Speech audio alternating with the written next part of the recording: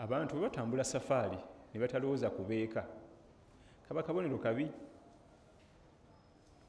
N'otambula safaari gwe omwami n'obeera eyo wiiki 3-4 ng'omutima gwo tegukubira beeka, kaba kabonero kabi. Lwaki kaba kabonero kabi? Kubanga abamu abandibadde ebyeka byandibadde yeetaagayo omumalira wano waliwo ababimumalira wano.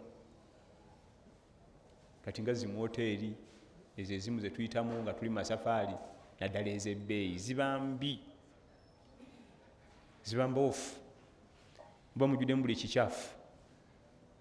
Baneekolera gyange babeerawo in plinte gweweroboza, era abamu balabikako nga bagwirana. Kuutira abavubuka abato otambulanga noba nga kizze mu safaari onosulako mu woteeri, bw'oyingira luumi otoddayo kufuluma sibawo, kubanga byonna mwebiri.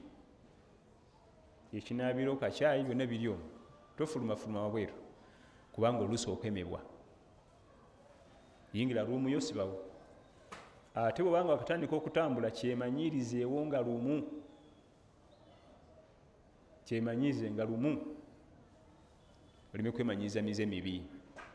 Wemanyiiza emize emibi, tayimu etuuka n'oyagala ogijjemu nga tegimala gavaamu. Alhamdulillah, nebaza Allah tabaraka wa taala, emyaka 20 ndi ku nnyonyi. Alhamdulillah, sibagamba kubewaanirako wabula mbagambisa okubalaga experience. Emyaka 20 nga siva ku nnyonyi okwo, walillahi alhamdu. N'obuwoteeri bwe naakasulamu sibumanyi muwendo, naye si kirungi kusula mu woteeri lwakuba tuba mu safaari mbi. Saana nga olina emizi n'omutima, ekitali ekyo emikisa gy'okuseerera giba waggulu. Emikisa gy'okuseerera giba waggulu. Ekyewuunyisa mu safaari zonna, hatta n'eya hijja, gye wandibadde ogaa nti tugenda ku nnyumba ya Allah oba tuva ku nnyumba ya Allah, shaitaani togibuulira ebyo yo. Nnyumba ya Allah byebiki yitawo, olina kwerwanako bwerwanyi. Okyemanyiirizangawo nga lumu. Waliwo ebintu byolina okwemanyiiza nga byetaaga training, kubanga n'abakola ebyobuseegu nabo bayita mu training okutuuka awo naaba nga tatya kintu kyonna. Ayambalira omukyala yenna gwasanze awo nga tatidde namu,